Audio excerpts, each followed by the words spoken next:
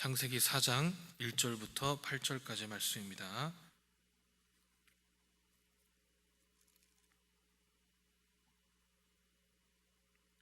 창세기 4장 1절부터 8절까지 말씀입니다.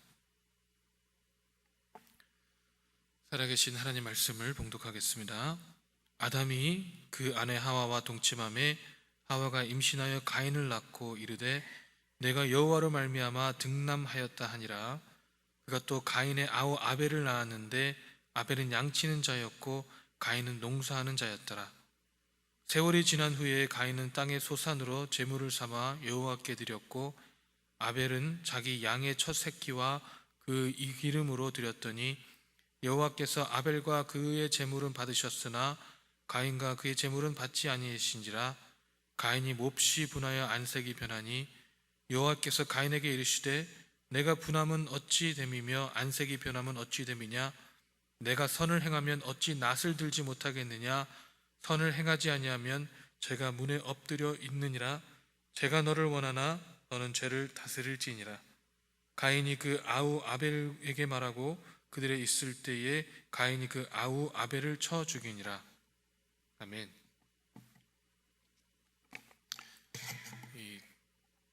사람이 겸손하기가 참으로 쉽지 않은 것 같습니다. 제가 처음에 미국에 왔을 때 생각이 납니다. 이 8학년 때 많은 기대 가운데 미국에 왔습니다. 그 당시 이제 하버드의 공부벌레들이라는 TV 드라마를 보면서 저는 미국에 가고 싶었던 그런 소망을 키웠습니다. 제 동생은 아버지한테 하버드에 가겠다고, 저는 MIT를 가겠습니다. 미국에만 보내주십시오 라고 간곡히 부탁했던 기억이 있습니다. 그렇게 소망했던 미국에 왔는데 처음에 너무 힘들더라고요. 제가 처음에 노스캐롤라이나 샬롯으로 왔는데 이 언어도 안 되고 학교에는 동양인이 4명 정도밖에 안 되고 모든 것이 서투르고 적응도 안 되고 제가 이 동양인이어서 그런지 괜히 무시하는 것 같고 제가 할 수 있는 것이 하나도 없더라고요. 미국에 처음 와서 이 맥도날드에 갔습니다.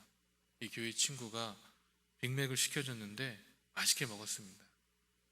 그런데 이 맥도날드를 갈 때마다 이 빅맥만 먹으니까 나중에 한 달쯤 지나니까 물려서 더 이상 먹기 싫더라고요.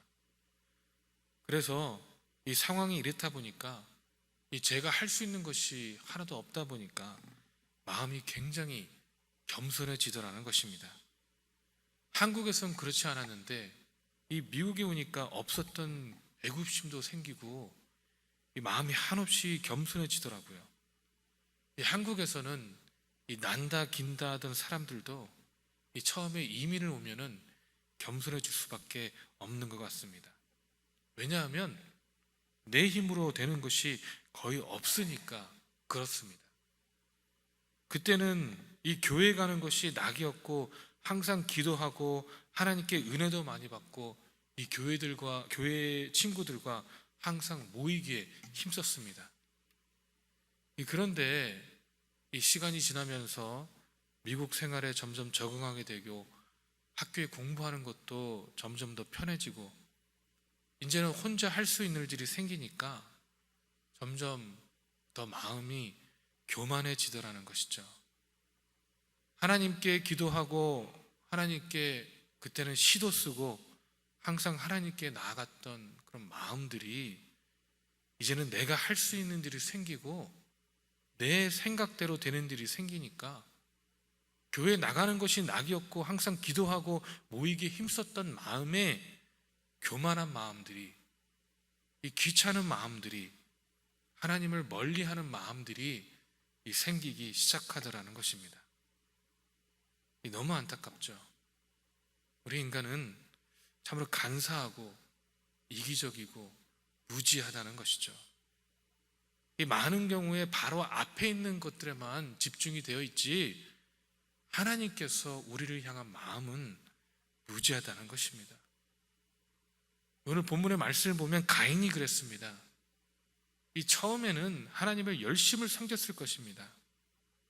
하나님 앞에 감사하며 제사를 드린 가인이 시간이 지나고 이제는 적응도 되고 먹고 살만해지고 본인의 힘으로 살아갈 수 있겠다라는 생각이 드니까 하나님께 드리는 제사가 점점 소홀해지더라는 것입니다.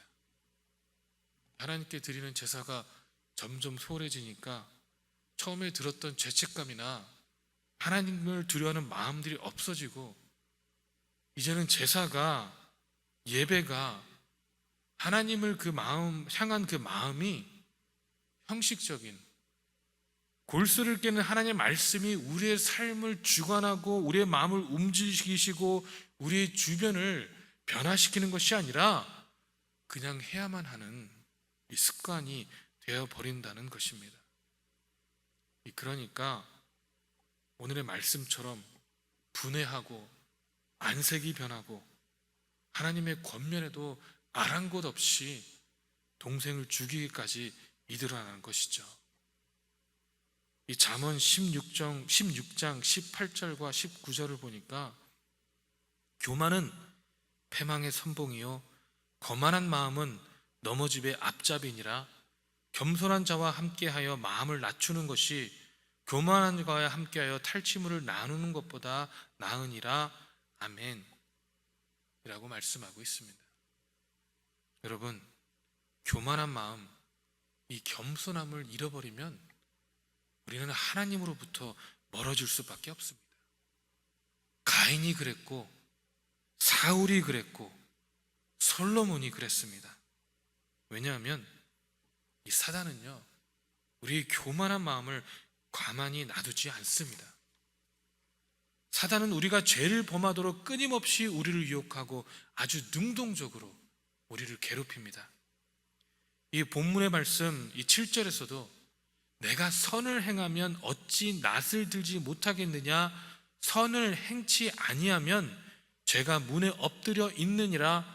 죄는 너를 원하나 너는 죄를 다스릴지니라. 아멘 라고 말씀하고 있습니다. 이 선을 행하면 어찌 낯을 들지 못하겠느냐라는 말씀은 이 죄를 짓지 않는 자는 떳떳하게 행동할 수 있다는 히브리적인 표현입니다. 이 죄를 지었다면 잘못을 뉘우치고 회개하려고 하는 것이 아니라 이 더 완악한 마음을 갖게 되는 것이 이 죄의 성향이라는 것입니다. 그리고 그 죄와 마음을 계속 품는다면 이 한국어로는 죄가 문 앞에 엎드려 있다고 하니까 그냥 죄가 누워있는 것 같이 들리지만 이 말씀을 영어로 보면 Sin is crouching at the door, its desire is contrary to you 라고 나와 있는데 이 죄라는 것은 우리가 죄를 짓기까지 기다리고 있는 것이 아니라 잡아먹기 위해서 호시탐탐 기회를 노리고 있다는 것입니다. 이 문 앞에 엎드려서 우리를 잡아먹기만을 기회를 바라보고 있다는 것이죠. 그래서 You must rule over it. 죄를 정복해야 한다고 성경은 말씀하고 있습니다. 우리는 어쩔 수 없이 죄를 짓는다고 이야기합니다. 우리는 연약하기 때문에 죄에 굴복할 수밖에 없다고 이야기합니다. 맞습니다. 우리는 연약합니다. 우리는 쉽게 넘어집니다. 그러나 어쩌면 우리가 그렇게 이야기하는 것은 그렇게 해야지만이 우리 양심에 덜 찔리니까 그렇게 이야기하는 것일 수도 있습니다. 그런데 여러분, 이 성경은요 정확하게 우리에게 죄를 다스리라고 이야기하고 있습니다. 죄를 정복해야 한다고 말씀하고 있습니다. 우리는 연약하지만 하나님은 할 수 있습니다. 우리는 연약하지만 우리 아버지는 강하십니다. 우리의 죄를 정복하기 위해서는 우리는 겸손하도록, 그래야 교만이 우리를 틈타지 못하도록 힘써야 합니다. 이 잠언 3장 34절에 진실로 그는 거만한 자를 비웃으시며 겸손한 자에게 은혜를 베푸시나니 아멘 라고 말씀하고 있습니다. 이 가인의 시기와 미움은 결과적으로 이 하나님께 분노한 것이고 우리의 죄는 이 하나님의 주권적 행위에 대하여 반항하는 아주 무서운 범죄의 행위입니다. 그러므로 우리는 이 외부로부터 찾아드는 죄의 유혹뿐만 아니라 우리의 내부로부터 일어나는 죄의 욕망을 물리치고 이겨내야 합니다. 이 가인은 하나님의 책망과 이 권면을 듣고서도 회개하지 않고 이 분노와 불만이 본인을 잠식하게 함으로 이 본인의 동생을 죽이게까지 되었습니다. 여러분, 우리는 어떻습니까? 우리의 예배는 어떻습니까? 우리의 마음은 어떻습니까? 이 하나님의 말씀을 들을 때마다 우리는 하나님을 경외하는 두려움으로 이 주님 앞에 납작 엎드리고 있습니까? 아니면 이제는 어느 순간 말씀에 이 내성이 생겨서 말씀을 듣고도 여전히 변하지 않는, 여전히 두려워하지 않는, 이 맞는 말씀이고 좋은 이야기지만 여전히 나와는 전혀 상관이 없고 저 집사님, 저 장로님, 저 목사님에게만 적용되는 말씀으로 듣고 있는 것은 아닙니까? Hopefully 이곳에 계신 분들은 그런 분들이 없으리라고 생각을 하지만 요즘에는 그러한 신앙생활을 하시는 분들이 너무 많은 것을 볼 때마다 안타깝고 이 마음이 애통할 때가 너무나 많습니다. 여러분, 만약 우리의 마음이 이 가인과 같다면 이제는 예배에 대한 감동과 예배에 대한 소망과 하나님의 말씀에 대한 기대가 없어졌다면 이제는 회개하기를 소망합니다. 이제는 우리 하나님 앞에 납작 엎드리기를 소망합니다. 이제는 이 누가복음 18장 13절에서 이 세리가 감히 하늘을 쳐다보지 못하고 가슴을 치면서 하나님 불쌍히 여기소서 나는 죄인입니다 라고 고백했던 것처럼 우리도 이 가슴을 치며 우리를 불쌍히 여겨달라고 외치는 아침이 되기를 소망합니다.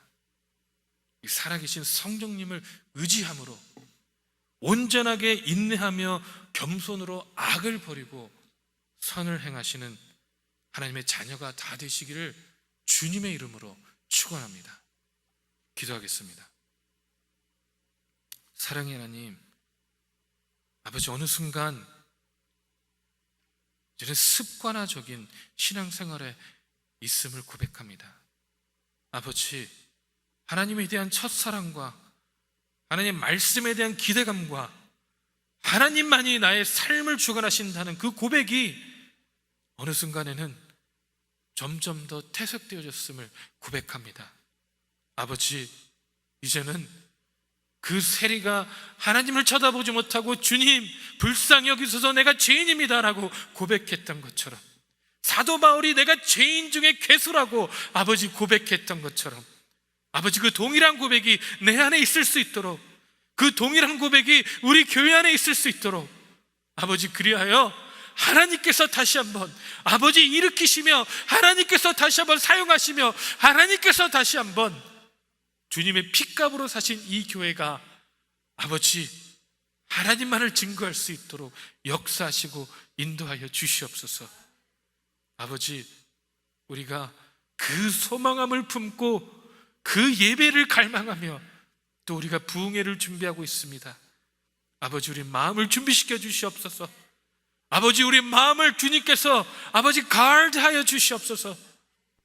조그만 것이라도 틈타지 못하게 하시고 조그만 죄악이라도 용납하지 않게 하시고 아버지, 우리가 주님의 성결함과 하나님의 그 사랑만을 바라보며 우리의 삶이 주님 보시기에 합당한 산 제사로 드려질 수 있도록 아버지 역사하여 주시옵소서. 준비하시는 모든 손길과 말씀을 준비하시는 사모님 가운데도 함께 하셔서 아버지 오직 주님이 주관하시고 오직 성령이 역사하시는 주님의 예배가 될 수 있도록 주님 축복하여 주시옵소서.